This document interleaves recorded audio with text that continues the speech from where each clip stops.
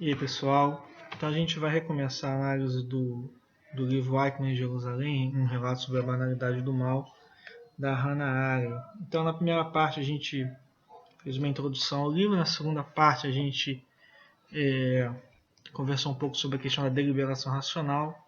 Nessa terceira parte, a gente pretende analisar um pouco mais a questão da personalidade do Eichmann, tá? Então eu separei aqui, um trecho está na página 38, o outro trecho está na página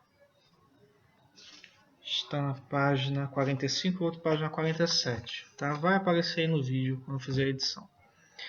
E na parte 4 e parte 5 eu pretendo fazer uma correlação com um livro de uma filósofa norte-americana chamada Martha Nussbaum, que é o livro A Fragilidade da Bondade. No final eu coloco aqui qual é o livro. Esse livro, A Fragilidade da Bondade, da Martha Nussbaum, ela vai tratar como que o pensamento platônico, o pensamento aristotélico e o pensamento, digamos, trágico, né? E quando a gente fala em pensamento trágico, a gente está falando do pensamento das peças, tá? Então dos grandes dramaturgos gregos, né? E então ela vai fazer essa análise, né? E tem tudo a ver com o que a Hannah coloca nesse livro, e na verdade é algo que a própria Hannah buscou fazer, essa retomada do pensamento antigo. Ok? Então vamos lá. Trecho. Página 36.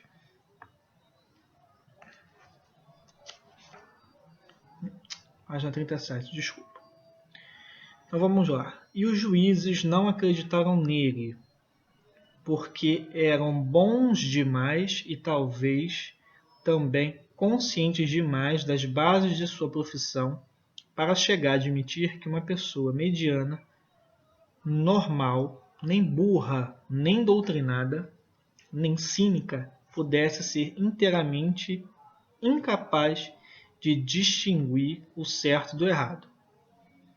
Então, o que a Hannah está fazendo aqui? Né? Ela está... e aqui ela usa um repertório da ironia, né? Que ela diz aqui, né? Os juízes eram bons demais e talvez conscientes demais para chegar a admitir que uma pessoa mediana, normal, nem burra, nem doutrinada, nem cínica pudesse ser inteiramente incapaz de distinguir o certo e o errado. Porque a impressão que a Hannah tem ao ler os depoimentos do Eichmann e assistir o próprio julgamento é que o Eichmann ele não tinha plena noção do que era o certo e o errado. Tá? Isso a gente já discutiu no vídeo anterior. Então, mais à frente, ela vai vir com outro trecho. A acusação, ou seja, a promotoria tinha uma acusação, né? A acusação tinha por base a premissa de que o acusado, como toda pessoa normal, devia ter consciência da natureza de seus atos. E Eichmann era efetivamente normal na medida em que não era uma exceção dentro do regime nazista. No entanto, nas condições do Terceiro Reich, só se podia esperar que apenas as exceções agissem normalmente. O cerne dessa questão, tão simples, criou um dilema para os juízes. Dilema que eles não souberam nem resolver, nem evitar. Então, qual é o problema daqui? O problema é o seguinte. Por mais que a Hannah reconheça que a gente está diante de um homem mediano e que não fez a avaliação correta, e aí a gente volta no vídeo passado, aquela abordagem filosófica da deliberação racional e do surgimento da ética, tem um problema histórico, né, que deve ser analisado. Qual é o problema histórico? Como alguém vivendo na Alemanha nazista poderia ir contra o regime? E a gente sabe que houveram algumas poucas e fracassadas tentativas de retirar o Hitler do poder, né? Foram muito poucas. Né? Então a questão é a seguinte: como alguém vivendo naquela época poderia se contrapor a um regime que dominava tudo? A gente sempre pode argumentar que isso sim é possível, Só que e aí é que é a jogada, né? Os juízes achavam que isso deveria ser o caso da maioria da população. E a Hannah diz não, isso na verdade seria o caso de uma exceção. E aí é que está. Essa é a grande verdade. Diante de um regime totalitário, não vamos ser inocentes. Se nós vivêssemos hoje um regime totalitário, a maior parte de nós não estaria nem aí para isso. Como a maior parte da sociedade alemã também não se importou com isso, né? Muitas pessoas tinham vizinhos que foram deportados ou que foram para campos de concentração e não se importaram com isso. E aí a gente traz isso para o nosso dia a dia. A quantidade de horrores que acontece ao nosso redor e a gente não está nem aí para isso. Ok? Então, isso que a Hannah está chamando a atenção no caso do Eichmann. Dizer que o Eichmann era uma pessoa normal, vulgar, é uma coisa. Agora, dizer que ele tinha a obrigação moral de saber que ele estava participando dos piores regimes da história é demais. E aí ela diz o seguinte, os juízes, na sentença, inclusive, isso é tratado na sentença, e ela nos chama até atenção aqui, quando ela fala os juízes eram bons demais. Isso é irônico. Ela está sendo irônica. Né? Será que se juízes, se fossem alemães, vivessem na época alemã nazista, teriam procedido assim? Ou teriam feito como a grande parte da população? Simplesmente seguido a sua vida. Imagina, você está vivendo na Alemanha nazista. Você tem que trabalhar, você tem que colocar comida para os seus filhos. Né? Então, a gente não pode se enganar nesse trecho que a Hannah está nos chamando a atenção. Opor-se a um regime totalitário, na maioria das vezes, requer um ato de heroísmo. Não é simples. Não é simples você se opor a um regime totalitário. Não é para qualquer um e não é simples. Tá? Então, aquilo que os juízes e o promotor, né, a promotoria, achava que deveria ser o comportamento normal, na verdade, é um comportamento de exceção. A maior parte de nós está preocupada apenas com a resolução de conflitos que nos dizem respeito.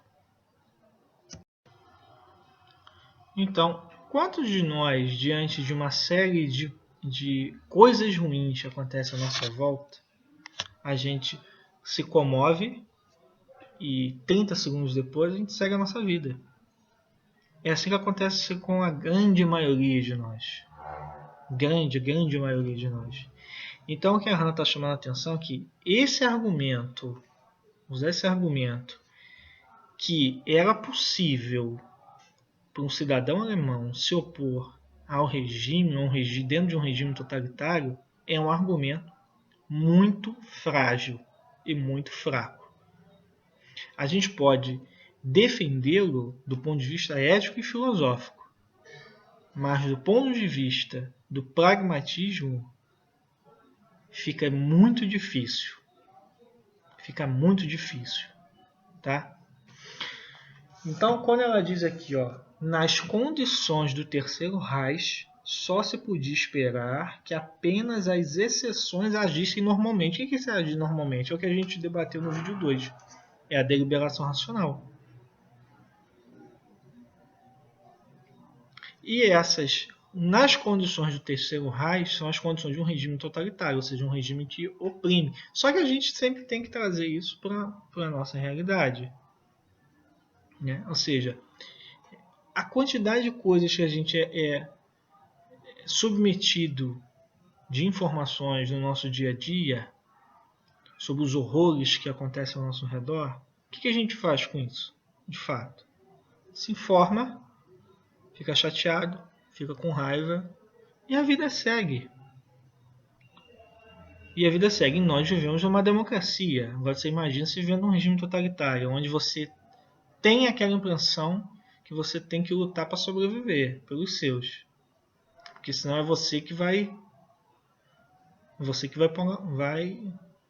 ser agredido. É você que vai ser preso.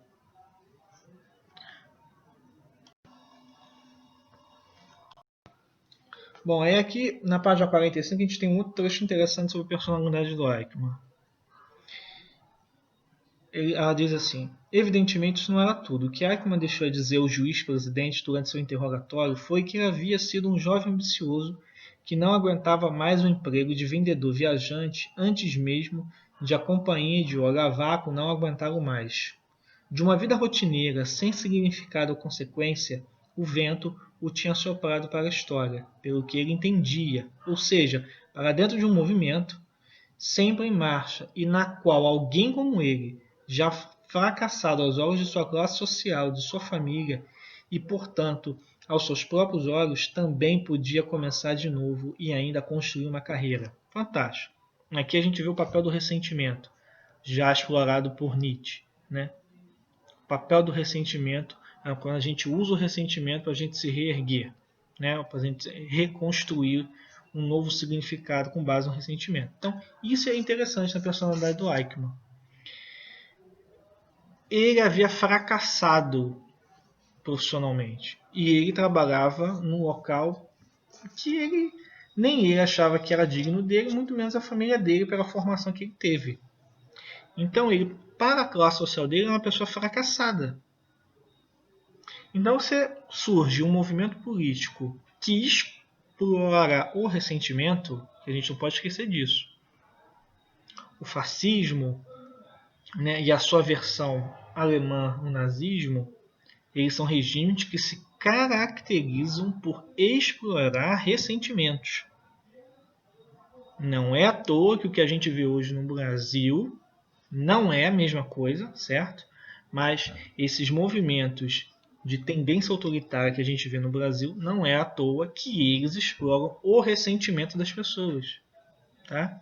São uma constante ao longo da história e que se pronuncia muito, se torna muito mais evidente na emergência do mundo moderno. Então, Eichmann é uma pessoa que tinha plena consciência que não havia alcançado tudo aquilo que ele esperava, nem que a família esperava dele. E aí, diante de um movimento político que explora o ressentimento, ele vê ali, primeiro, um bode expiatório, os judeus, os comunistas, né, que os nazistas tinham vários bodes expiatórios, eram as potências ocidentais, a França, a Inglaterra, né, eram os judeus, eram os comunistas, tinham vários bodes expiatórios. Então você tem pessoas a quem culpar pelas suas próprias deficiências e fraquezas, que é o caso do Eichmann. Tá? Inclusive, essa questão do bode expiatório, a gente pretende fazer uma série de vídeos aí sobre o René Girard, e aí a gente vai ver o que essa expressão do bode expiatório é interessante. Tá? E aqui o último trecho. Do último trecho. Ah, sim, aqui, ó, na página 47. A rotina do serviço militar era algo que eu não suportava, as palavras do Eichmann. Dia após dia, a mesma coisa. Sempre, sempre a mesma coisa. Porque depois ele vai para o exército. Assim, enfarado até o limite, ele ouviu falar que o Serviço de Segurança do Reichsführer, o SS, a SS, tinha vagas abertas e resolveu candidatar-se imediatamente. E aí a gente conhece a história. E ele entra para a SS e se torna um perito na questão judaica que ele nunca foi. Ele se torna um especialista em algo que ele de fato não tinha conhecimento algum. O que também tem muito a ver com o que a gente está vivendo no presente momento, né? Esse 11 de julho de 2020, uma série de especialistas em nada. Não tem conhecimento em nada, mas uma série de especialistas. Foi o caso do Eichmann. Ele se tornou perito na questão judaica sem entender nada. Né? E quando se falava perito na questão judaica, o que os nazistas queriam dizer é o seguinte: tirar os judeus daqui. É isso que eles queriam dizer. Né? Porque os judeus eram um bode expiatório. Ou seja, eles eram aliados aos financistas, aos banqueiros que exploravam o povo alemão, aquela coisa toda. Então, o que a gente está vendo nesses pequenos trechos? Como a personalidade do Eichmann ela foi fundamental para o que vem a seguir. Ou seja, uma pessoa ressentida que vê um movimento político, adere a esse movimento político e vê ali a possibilidade de se realizar as suas pretensões de grandeza. Né? Vê ali a oportunidade de realizar suas pretensões de grandeza. Então ele se torna um dos grandes homens responsáveis pela logística e ele vai organizar a logística dos campos de concentração. Essa ideia de grandeza ela vai perseguir o próprio Eichmann, né? Como eu falei no primeiro vídeo. Ele vai quando ele foge para Buenos Aires e continua falando. Né? Havia uma comunidade alemã ativa na Argentina, né? Em Buenos Aires haviam muitas pessoas com ligações, com parentes, né? Que haviam fugido da Alemanha nazista por conta da ocupação dos aliados.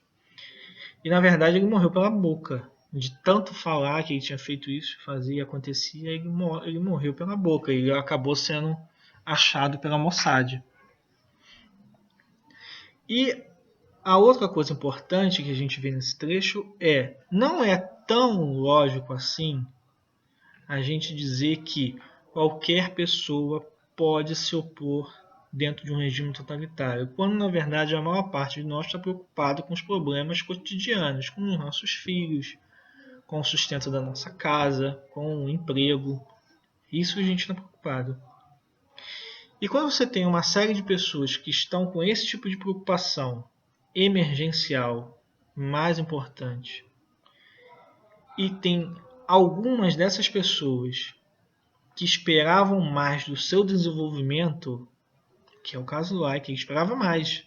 Ele era digamos assim, ele era um operário numa fábrica que dentro da imaginação dele, do conhecimento dele, ele imaginava que ele poderia muito mais. Então, ele ressignificou o ressentimento dele e explorado por um movimento político. Na verdade, movimentos políticos adoram explorar o nosso ressentimento, de todas as denominações, né? Seja indo para o autoritarismo stalinista quanto para o autoritarismo nazista.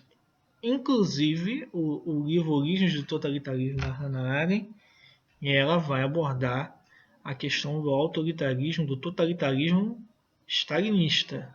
Né? Então, essa questão de explorar o ressentimento da população para você erguer um movimento político é algo constante e, para falar a verdade, é algo que vai dar sempre certo. Vai dar sempre certo. Porque a gente sempre quer alguém para colocar a culpa. Sempre quer alguém para terceirizar a culpa. Então, se você acha um inimigo, aquele inimigo se torna o foco daquela comunidade entre, digamos, homogênea, e você descarta aquele inimigo e aquela comunidade entra em paz. Isso é o chamado mecanismo vitimatório, ou mecanismo do bode expiatório, que o René Girard explicou muito bem. Então aí você tem esse movimento político que vai explorar o ressentimento de uma nação que havia perdido a Primeira Guerra, uma nação que pagava uma pesada indenização, uma nação que, por conta da Primeira Guerra, uma nação que não conseguia se erguer, né, que era a República de Weimar, que é uma constituição liberal, inclusive, uma nação que não conseguia se erguer, né, e o povo alemão queria ser naquela situação. Então, né, os nazistas souberam explorar esse ressentimento da população e escolheram os bodes expiatórios, que já eram bodes expiatórios há algum tempo na Europa Ocidental e Oriental, que eram os judeus. Os judeus já eram vistos pelo menos desde meados do século XIX, como causa de todos os males na Europa. Então os nazistas só vão apropriar disso e utilizar isso para chegar ao poder. Tá? E com eles, algumas pessoas também, como o caso do próprio Eichmann. Então, o que a gente percebe é que quando a gente diz um movimento é constituído de pessoas. Por mais que um movimento, como foi o nazismo, ele tenha explorado o ressentimento, nós estamos falando de pessoas que são ressentidas. Tá? Então essa questão do ressentimento é uma questão muito forte dentro do surgimento dos totalitarismos, sejam eles quais forem. Tá? E quando a gente diz que o Eichmann poderia ter feito diferente, o que a Hannah diz é que isso é meia verdade. Talvez ele não precisasse ser o arquiteto do Holocausto, que aí foi demais. Ele não precisava ter assumido esse papel. Agora, dizer que ele poderia se opor tranquilamente à ordem nazista é demais. Porque se a gente pensar assim, toda a população alemã deveria ter ido para a prisão depois do fim da Segunda Guerra. Gente. E não foi isso que aconteceu. E não é lógico que isso pudesse ter acontecido. Né? Só os principais líderes é que foram acusados no tribunal de Nuremberg. E Eichmann era um líder, se tornou um líder. Apesar dele dizer que ele era um burocrata de alto nível. Então ele estava exercendo um cargo de liderança. Ele diz ao longo do livro que ele só cumpria ordens. Né? E que ele só cumpria ordens. Então o que a gente compreende sim, ele cumpria ordens, mas ele precisava ser o arquiteto do Holocausto? É essa questão que a Hannah coloca. Agora, a gente também não pode se equivocar e dizer que ele poderia ter se oposto tranquilamente à ordem nazista, que a gente sabe que isso não é verdade, não corresponde à própria história. Então, para a gente finalizar o vídeo, eu vou retomar aqui o que a gente viu no início. Olha. O cerne dessa questão tão simples criou um dilema para os juízes. Dilema que eles não souberam nem resolver, nem evitar. Ou seja, como dentro do Terceiro Reich você poderia agir normalmente. E esse agir normalmente é ter noção do que é o bem e o que é o mal. Como isso era possível? Então, essa é uma pergunta que a gente faz e que ela é pertinente agora e vai ser sempre pertinente. Essa pergunta ela é sempre pertinente. Ou seja, diante da nossa sobrevivência imediata e dos nossos mais próximos, o que será que nós faríamos? Diante de uma ordem estabelecida aonde você tem um Estado violento e repressor, o que você faria? E a gente pode trazer isso para a nossa realidade. O Estado brasileiro é violento e repressor? Para a maioria da população, para algumas partes da população, definitivamente ele é. Não posso dizer para todos os brasileiros, com certeza não, mas para algumas partes da população, definitivamente o Estado brasileiro é violento e repressor. O que nós fazemos com isso? Fica a pergunta. Forte abraço para todos.